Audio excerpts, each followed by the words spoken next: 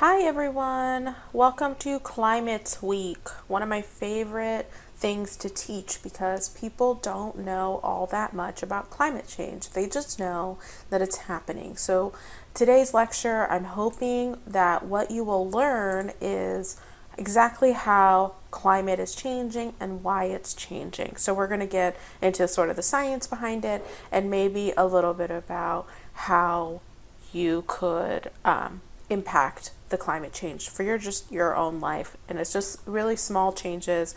You don't have to go out and buy like an electric car or something like that. Okay, so climate, first off, let's get on the same page about what climate is. Climate and weather are not the same thing. Climate is the average weather conditions over a long period of time. So typically, on the order of like 50 to 100 years. If you're talking short term, it can be over the span of thousands of years. Really depends, but it's not day to day weather. You're looking at the average weather conditions. So weather is where you're talking about what it was hot that day randomly in winter, or it was cold that day randomly in the summer. You're just talking about day-to-day changes. You want to average that over a long period of time to really understand what climate is. Climate is going to be the average of all those days. So one weird day in the middle of summer where it was cold is not necessarily going to change the average very much when you look over a long period of time. So that's really the main difference here. Okay, so we're talking about a longer period of time, longer behaviors, longer statistics, things like that, rather than just one day at a time. Now, climate can be affected by volcanism. If you have a large volcanic explosion, it can put a lot of debris into the air, and that will change how much radiation is coming in from the sun. Whether it'll become colder or warmer is dependent on whatever debris gets put into the air. So volcanism, especially if it's a large volcanic explosion, can really change climate both globally and locally.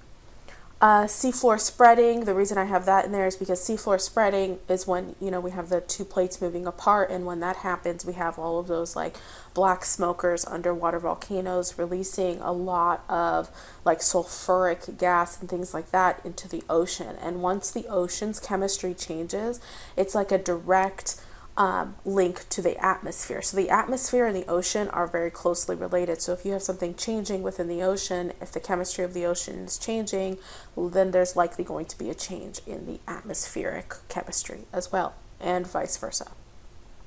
And plate tectonics, I have this in here because plate tectonics, depending on where your plate is, that's obviously going to change the climate, right? If your plate is near our equator, that's a totally different climate than if your plate is near our pole, right? So plate tectonics can play an important role in what the climate is for a specific area. And linking back to plate tectonics, remember Alfred Wegener, he was the person who came up with the hypothesis of continental drift that led to the theory of plate tectonics. And he used two lines of evidence. One of them was fossils. He found the same fossils in Africa that he did in South America, and so we were able to link that those were once connected. And the other line of evidence was paleoclimate, meaning old climate. Paleo means old. So old climate records also showed that the climate in Africa and the climate in South America were roughly the same. And we can see that in like different organic debris and what type of animals live there. There's different ways we can link back to the climate. But now we know those plates are in obviously very different places and have different climates. So climate can really link back to multiple things other than just studying the atmospheric science, which is why a lot of geologists can then transfer their education to studying climate. So we know that climate changes obviously don't just affect like air quality, things like that. They affect the sea level, which we've heard about, places like Florida are really susceptible to rising sea level and what that might do for them. Geomorphology, which means how the landscape is actually changing. Geo, rock, morph, change, right? So how is our landscape actually changing? If you have sea level rise, that's going to cause erosion in places that didn't used to have erosion, and deposition in places that didn't used to have deposition. So that's going to completely change the way the landscape looks. Where sediments are being deposited, therefore where are sedimentary rocks going to be formed? Are you going to have igneous rocks that are now eroding that used to not be eroding? things like that. You really have to look at big picture stuff when you're talking about climate change, and kind of work your way to the smaller nuances of exactly what does this like domino effect have. If you say, for example, have sea level rise, what's the domino effect for sea level rise? Okay, I'm going to have the water level get higher. I'm going to have erosion in places I didn't used to have. What does that mean for people that are living on the coast? What does that mean for any cities that are there? Then I'm going to have deposition in different places. Does that mean that that's going to cause a problem for a city elsewhere? It's this large scale effect. Now, for looking back at our glaciers lecture, right? Glaciers can be a good indicator for climate, and a lot of people who study glaciers are actually studying climate, not so much about what the glaciers are doing, but what do they tell us about our climate.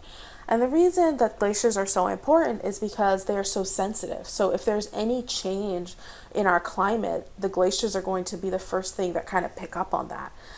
And we talked about how the glaciers have a budget, right, where you have an advancing glacier versus a retreating glacier. That has to do with what's happening in our climate.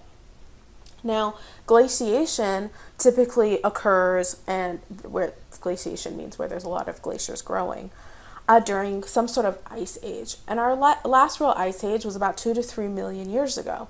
So what can we interpret from that? What can we interpret about the climate 2 to 3 million years ago? How can we link knowing that there was an ice age slash glaciers growing 2 to 3 million years ago to interpret what that means about the climate? So what it means is that obviously it had to be colder, but if we talk about the humidity level, right, we know temperatures had to be colder, but when we have glaciation, when we have an ice age, you typically don't have very much humidity. It's a very dry climate. So there wasn't a lot of evaporation, right? So you had precipitation, some sort of rain that would occur, but none of it would be evaporating away, right? Like when you have a humid environment, you have a lot of moisture in the air, not locked up into glaciers. And if you've ever gone up to like ski or snowboard or something like that, or if you've ever hiked somewhere where there was snow on a mountain, your nose gets chapped, your lips get chapped, it's harder to breathe, right? Like the air is very dry. And so whenever you have a lot of snow, a lot of ice, that climate is typically colder and drier. And when it's cold out, your hands get dry, right? So that doesn't typically happen when it's more humid. There's a lot of moisture in the air. So geologists who study glaciers or past climate and make these connections, right? They are called climatologists, sometimes called paleoclimatologists. If you add paleo, it just means studying old climate. What they try to do is find all of these different methods to understand climate for current conditions, future conditions, and past conditions, right? So past would be the paleoclimate. And then when we just say climatologist, we're talking about current and future conditions, and then trying to trend that and project that out. There are different methods for the way that people do this. People can use satellites, can use infrared radiation, things like that, to UV radiation, to understand how much contamination is in our air, how much oxygen, how much nitrogen, how much methane, which we'll all talk about in a second. There's other ways of doing reading past climate other than just by satellite or by imaging. You can actually look at oxygen isotopes, which is a very sophisticated and accurate measurement. You can look at tree rings, which we don't really do as geologists very much since that's an organic material, but I'll teach you about it anyways. And then of course ice cores. And the oxygen isotopes can be gathered from ice cores, but they can also be gathered from fossils. They can be gathered from oceanic water. They can sometimes be gathered from rock samples, but that's not as common. So let's talk about oxygen isotopes first, and then we'll move on to tree rings and ice cores. So oxygen isotopes, if we go back to what the definition of an isotope is, we learned this during geologic time. Isotope is an element that has a different number of neutrons than its stable state, right? So an isotope, like oxygen, is going to either have, for this example, 2 more neutrons or 1 more neutron. So it's going to be oxygen 16 or oxygen 18. And we're going to be looking at what is the sort of comparison of how much oxygen 16 there is versus how much oxygen 18 there is. So you're comparing different isotopes to really understand the relationship, because during certain times in history there's going to be more oxygen 18, and during certain times in history there's going to be more oxygen 16, right? And so water specifically can use either. So water is something that's not very picky in terms of picking its oxygen. If it has oxygen 16, it's going to bind that to hydrogen and make water. If there's oxygen 18, it's going to bind that to hydrogen and make water. It does not care. But what oxygen 16 versus oxygen 18 can tell us is whether it was a cold climate or whether if it was a warm climate.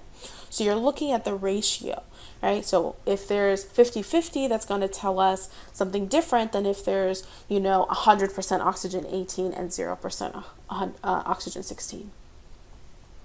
So when we have a cold climate, we have a high concentration of oxygen 18 in ocean water. And when we have a cold climate, we have high oxygen 16 in glaciers. So in ocean water, you're going to have high oxygen 18, but in glaciers, you're going to have high oxygen 16. In warmer climates, you see the reverse. So oxygen 16 is going to want to be in the ocean water versus oxygen 18, which will want to be in the glaciers.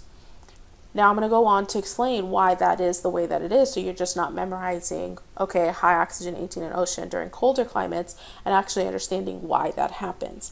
One thing you should note is oxygen 16 versus oxygen 18. Oxygen 18 has 2 more neutrons, right? So it's going to be heavier than oxygen 16.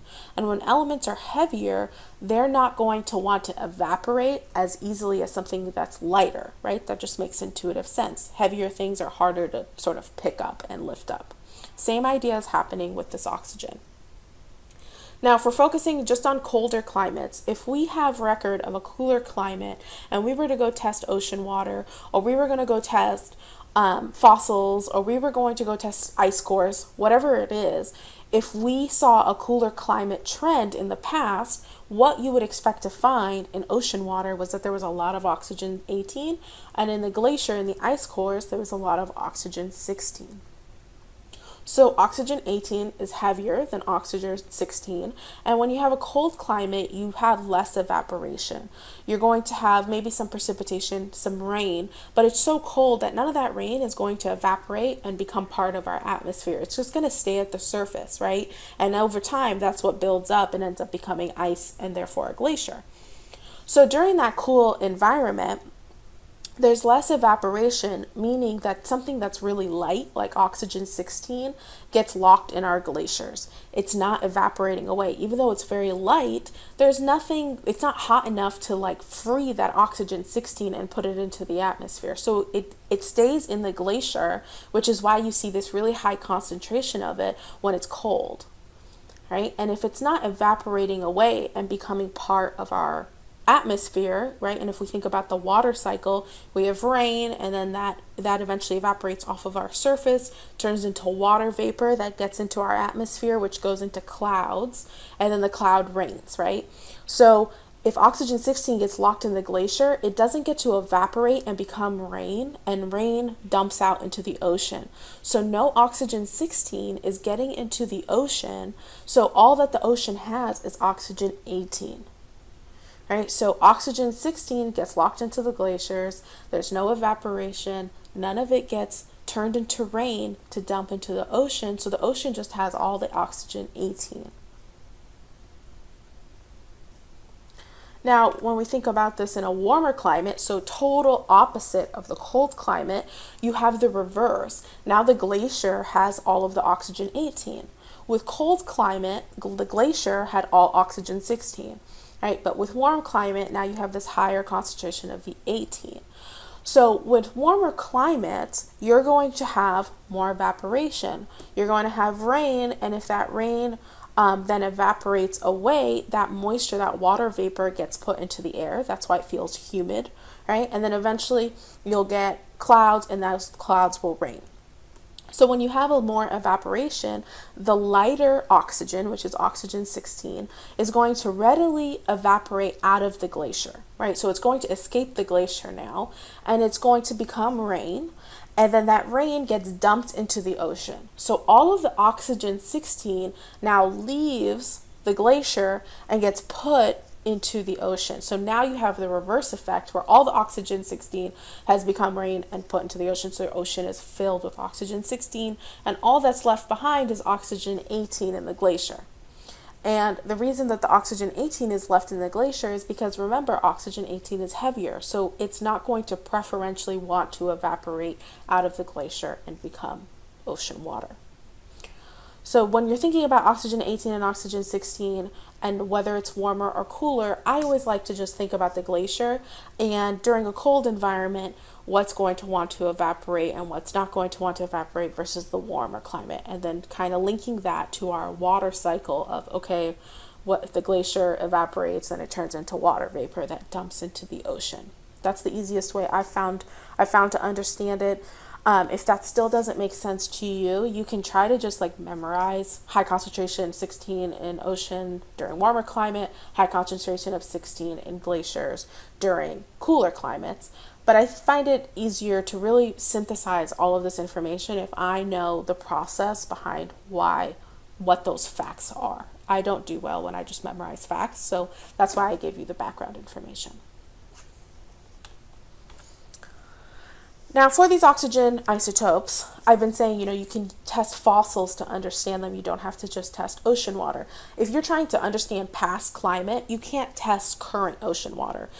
Current ocean water is going to just tell you the climate we're currently in, and there's better ways to figure that out other than testing the ocean water. So we usually use oxygen isotopes on ice cores to understand past climate, or we use it on marine organisms.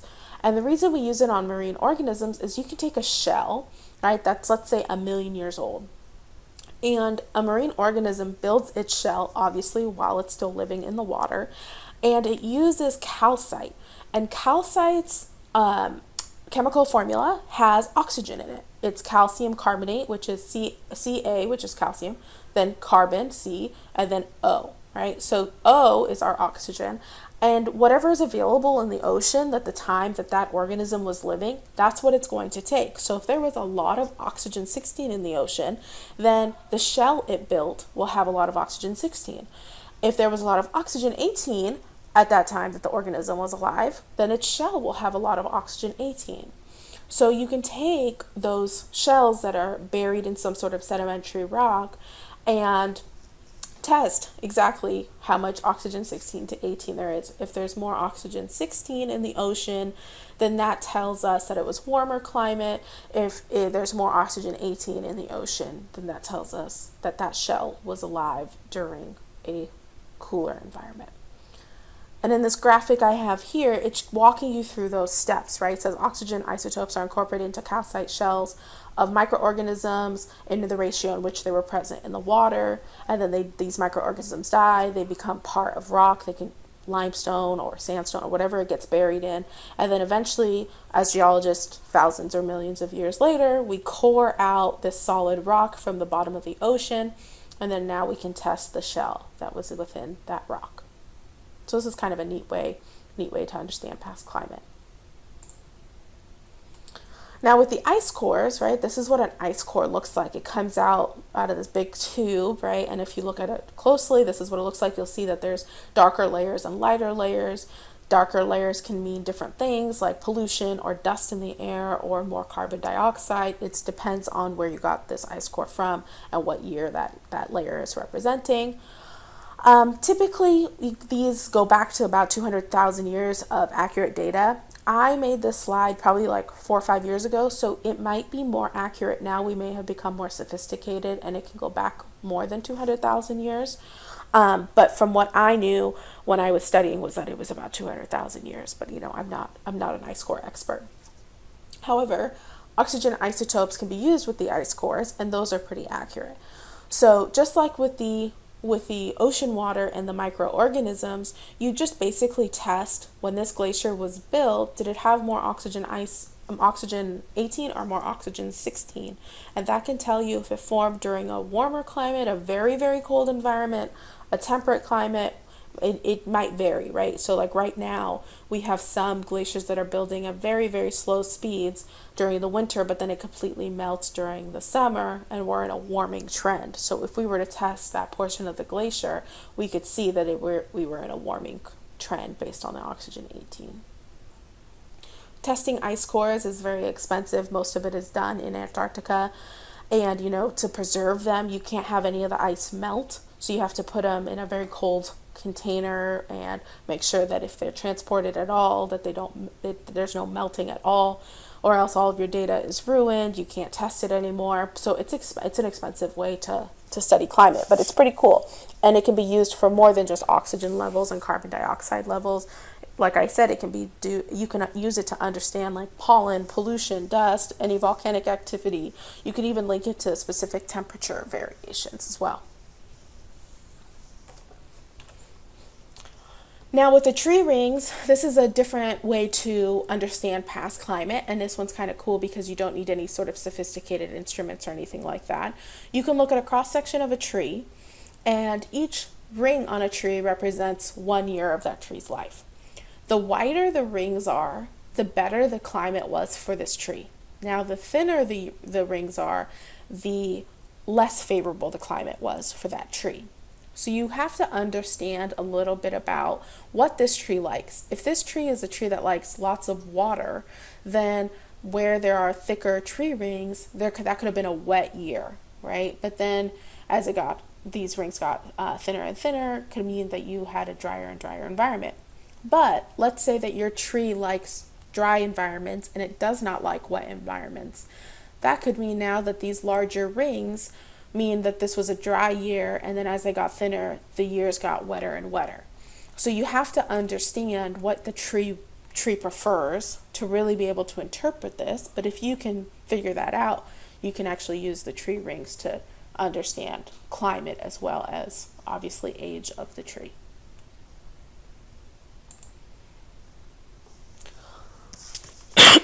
Okay, so next portion of our lecture, I'm going to be going through our solar budget, and I'm going to just click through this, and you'll see that I'm going to talk about all of these different aspects of the energy budget. And I wanted to point out that in my slides, in the notes here, I have some things that I used to say when I would lecture. There's like everything basically I'm talking about plus some. There's more information here than you need to know.